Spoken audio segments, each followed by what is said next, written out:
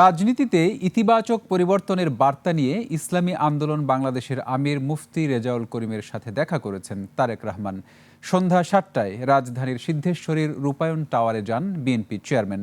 প্রায় ৪৫ মিনিট ধরে আমিরের সাথে একান্তে বৈঠক করেন তিনি। বিরোধী দলীয় প্রধানদের সাথে সাক্ষাৎ একটি ইতিবাচক পদক্ষেপ উল্লেখ করে ইসলামী আন্দোলনের আমির সহযোগিতার আশ্বাস দেন।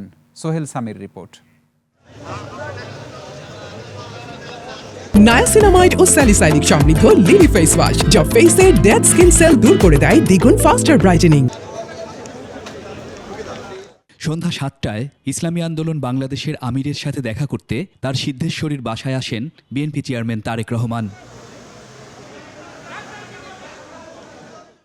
প্রায় ৪৫ মিনিটের আলাপচারিতা শেষে পৌনে ৮টায় বেরিয়ে যান বিএনপি চেয়ারম্যান। তখন ভবনটির বাসিন্দারা, বিশেষ করে শিশুরা, ফুল দিয়ে শুভেচ্ছা জানান তারেক রহমানকে।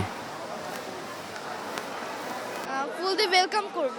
উনি প্রধানমন্ত্রী হলে আমাদের দেশের অনেক ভালো হবে। দেশকে করাপশন ফ্রি করতে হবে and in the end of the day যেন সবার ফ্রিডম অফ স্পিচটা থাকে। দেশটাকে বাইরে এত ভালো করে রিপ্রেজেন্ট করে যে আমরা কখনো বাইরের দেশে গেলে যাতে মানুষ আমাদের বলতে পারে যে আল্লাহ বাংলাদেশ থেকে আসে। অন্তরের অন্তঃস্থল থেকে আমাদের তার জন্য শুভকামনা। বিএনপি চেয়ারম্যান চলে গেলে সাংবাদিকদের সাথে কথা বলেন দলটির আমির মুফতি সৈয়দ রেজাউল করিম। সরকার পরিচালনায় তারেক রহমানকে সহযোগিতার অঙ্গীকারের কথা বললেও ইসলাম বিরোধী কোনো আইন মানবেন না বলে জানান তিনি।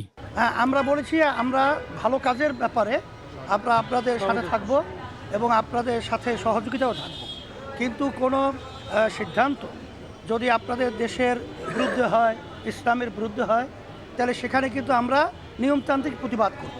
তখন তারেক রহমান সাহেব বলেছেন যে আপনারা প্রতিবাদ করবেন, কথা ঠিক আছে, কিন্তু একটু আলোচনা করে যদি সেটা আমরা ওখানে সমাধান করতে না পারি তখন তো আপনারা করবেন।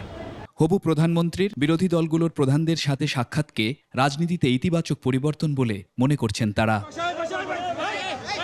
সোহেল সামি, একুশে টেলিভিশন, ঢাকা।